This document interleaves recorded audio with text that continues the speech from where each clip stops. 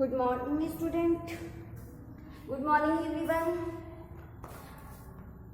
स्वागत है आप सभी का आपके YouTube channel basic biology special video में। आज हम आपको पढ़ाएंगे पार्ट ऑफ सेल। हमने सेल के बारे में जाना था, आज हम लोग क्या जानेंगे? Part of cell.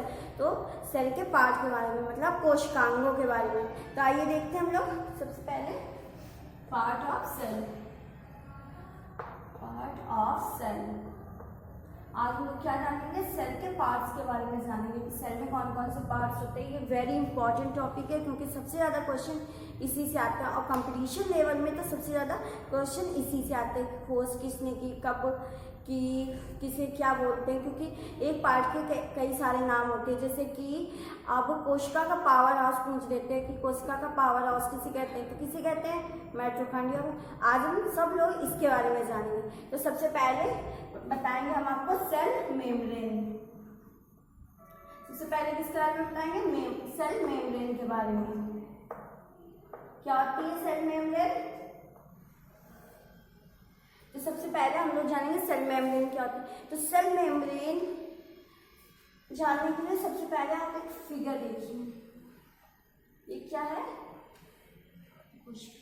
ये जो है ये हमारी, अगर किसी भी अलग से स्पेस की बात नहीं कर रहे कि नहीं ये प्लांट की या एनिमल की सेल है, इसके बारे में कोई बात नहीं कर रहे हैं। से हम एक कॉमन से सेल ले रहे हैं, हाँ, उसके बारे में बात करें। तो सेल मेम्ब्रेन क्या होती है? कोशिका झिल्ली। सेल मेम्ब्रेन कैसी होती है? अर्धपारगम सजीव झिल्ली होती है। कैसी होती है? अर्धपारगम सजीव झिल्ली होती है। तो सेल मेम्ब्रेन कैसी होती है? अर्धपारगम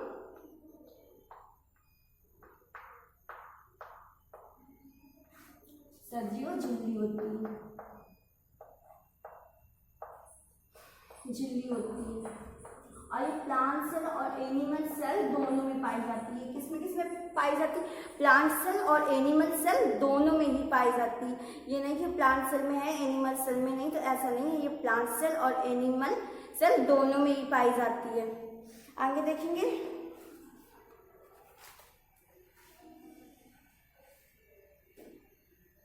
ये देखो ये क्या करती है, अब ये जानेंगे ये क्या करती है। तो ये जो जीव द्रव होता है, सजीव में जो द्रव भरा होता है उसको घेरे रखने का काम करती है। क्या करती है? ये जो द्रव भरा होता है उसको घेरे रखने का काम करती है। तो को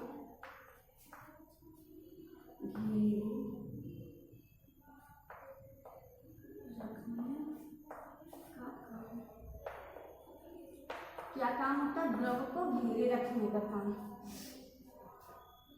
अब इसका निर्माण कैसे होता है? तो इसका निर्माण जो होता है 3 परतों से मिलकर बना होता है। कौन कौन सी परत?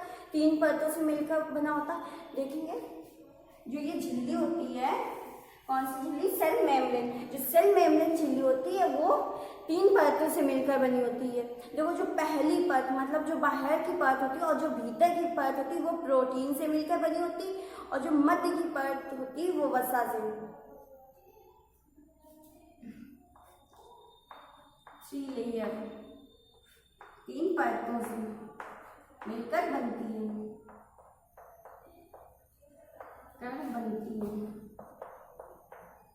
बनती है। देखो ये है सेल मेम्ब्रेन, हाँ, अब ये 3 लेयर से मिलकर बनी है।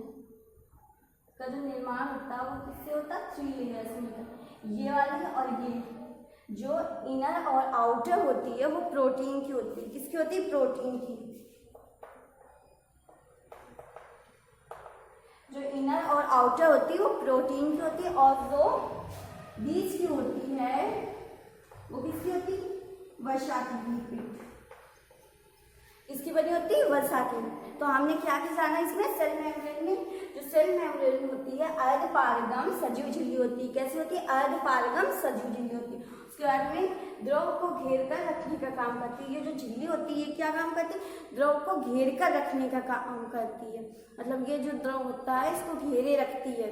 और उसके बाद में ये कितने परतों से मिलकर बनी होती है? ये 3 परतों से मिलकर बनी होती है। कौन कौन सी? ये भी हमने कौन कौन सी नहीं, पर हमने आपको बताया 3 परतों से मिलकर बनी होती है।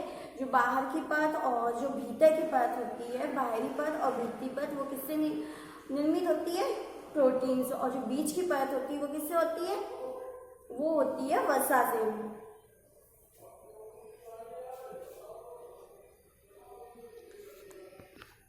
अब देखो इतना हमने जान लिया सेल मेम्ब्रेन के बारे में। अब जानेंगे सेल वॉल के बारे में। हमने सेल मेम्ब्रेन के बारे में थोड़ा सा आपको सेल वाले वीडियो में भी बताया था, और अब जानेंगे क्या सेल वॉल के बारे में। सेल वॉल, तो अब जानेंगे सेल वॉल क्या होती है। सबसे मोस्ट इम्पॉर्टेंट, ये क्वेश्चन काफी बार पूछा गया, जो सेल वॉल होती है ये प्लांट कोशिका में होती है, एनिमल सेल्स में नहीं होती। किसमें होती? प्लांट सेल में होती है, एनिमल सेल में नहीं होती है। तो ये प्रेजेंट होती है प्लांट सेल में, ये प्लांट सेल में, पादप कोशिका में। किसमें होती है? पादप कोशिका में होती है, और ये जंतु कोशिका में नहीं होती, ये पादप कोशिका में होती है। और अब इसका ये देखेंगे कार्य क्या होता है। तो इसके जो कार्य होते हैं वो इस मतलब जो सेल को होती है ना आकृति, आकार प्रदान करती है, और ये किसकी बनी होती है? अब जो ये सेल है, सेल वॉल, ये सेलुलोज की बनी होती है।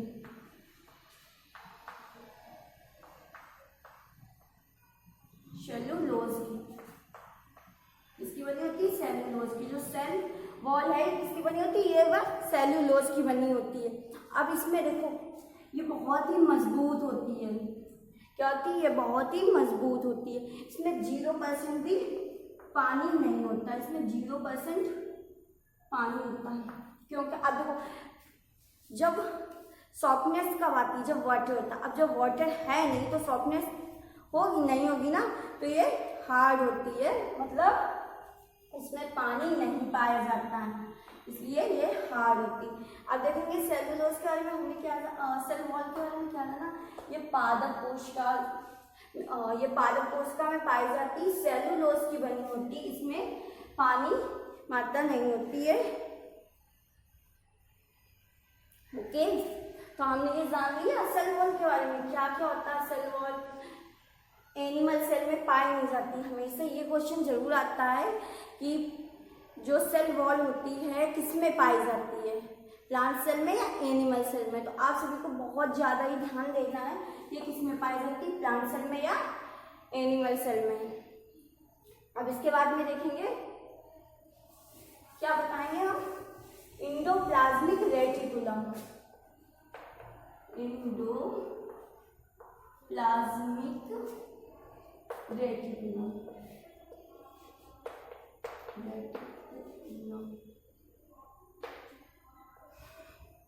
अब देखेंगे इसमें एक क्वेश्चन आता है, इसकी खोज किसने की? इंडोप्लाज्मिक रेटिकुलम की खोज किसने की? तो इसकी खोज पोर्टर ने की थी। की खोज किसने की थी? पोर्टर ने की थी। ये आपको बहुत ज्यादा ध्यान में रखना है, इसकी खोज किसने की थी? इसकी खोज पोर्टर ने की थी। इंडोप्लाज्मिक रेटिकुलम की खोज पोर्टर ने की थी। अब इसके बाद में देखेंगे ये 2 टाइप्स का होता है। कितने टाइप्स का होता है? 2 टाइप्स का होता है। अब ये कहाँ पाया जाता है? ये देखिए फिगर में, ये हो गई आपकी सेल मेम्ब्रेन, ये हो गई न्यूक्लियस, इनके बीच में ये ऐसे मिलता है। ये क्या हो गए हमारे, इसको एक शॉर्ट फॉर्म में और नाम दिया जाता है ER, तो क्या बोलते हैं ER। तो ये हमारे क्या हो गए ER, ये हो गए न्यूक्लियस और इसके बीच में ER। अब ये जो ये झिल्ली मतलब जाल की तरीके होती है, ये मतलब जो होता है बहुत सारी झिल्लियों का जाल होता है। ये जो एंडोप्लाज्मिक रेटिकुलम होता है ये बहुत सारी झिल्लियों का जाल होता है, और ये कहाँ पे, ये सेल मेम्ब्रेन और न्यूक्लियस के बीच में होती है।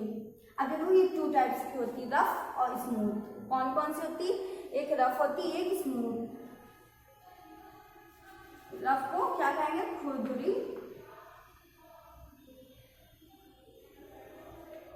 खुरदरी, और ये स्मूथ चिकनी। ओके, कौन कौन सी हो गई, एक रफ ईआर हो गई, एक स्मूथ ईआर हो गई। ये अब इसमें एक क्वेश्चन और आता है, ये जो है रफ वाली, ये कहाँ पे होती है, तो ये यहाँ पे होती है, ये न्यूक्लियस के पास में होती है, जो न्यूक्लियस के पास में होती है वो रफ वाली होती है, और जो ये सेल मेम्ब्रेन के पास में होती है वो स्मूथ वाली होती है। तो देखो थोड़ा सा चेंज कर दे रहा है रफ और स्मूथ को।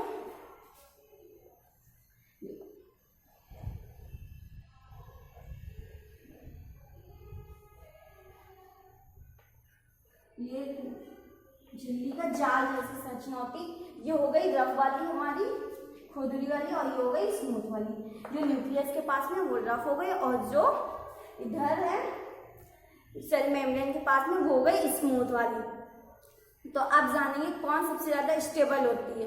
तो जो न्यूक्लियस के पास में होती है वो स्टेबल होती है। अब न्यूक्लियस के पास में कौन सी होती है, तो जो न्यूक्लियस के पास में होती है वो रफ वाली होती है। तो स्टेबल ज्यादा कौन हो गई, रफ वाली। ये कहाँ पे होती है, न्यूक्लियस के पास में, और ये सेल मेम्ब्रेन के पास में।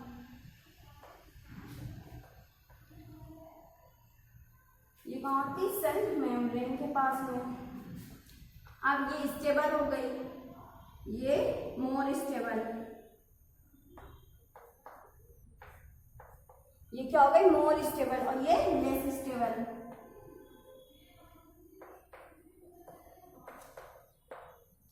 ये मोर स्टेबल हो गई, ये लेस स्टेबल हो गई। अब इसके बाद में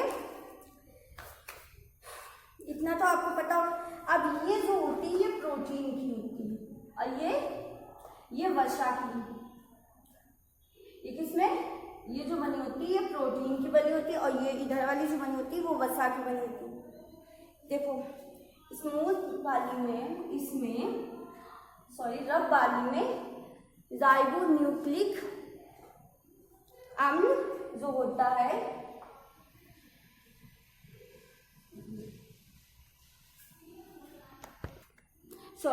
इसमें देखेंगे जो ये है रफ वाली, उसमें क्या होता है, राइबोसोम प्रेजेंट होते हैं। क्या होता है, राइबोसोम आर प्रेजेंट, और इसमें राइबोसोम आर एब्सेंट। तो देखेंगे राइबोसोम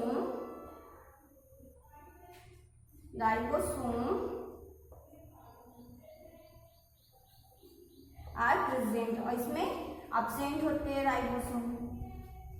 अब जब इसमें प्रेजेंट होते हैं तो इसका निर्माण प्रोटीन, इसकी होती है, किसका निर्माण करती है, प्रोटीन का। यहाँ पे प्रोटीन ओके, और ये लिपिड, ये किसका निर्माण करती है, लिपिड का। तो अब क्या क्या जाना आपने कि एंडोप्लाज्मिक रेटिकुलम की खोज किसने की थी, पोर्टर ने की थी। किसने की थी, पोर्टर ने की थी। और यह कितने प्रकार, ये क्या पे पाए जाते हैं, क्या होता है, ये सब कुछ आपने जाना है इसमें।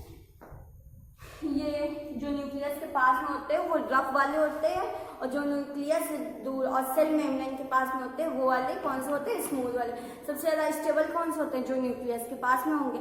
अब न्यूक्लियस के पास में कौन होती है जो सबसे ज्यादा स्टेबल होंगे, तो न्यूक्लियस के पास में होते हैं रफ वाले।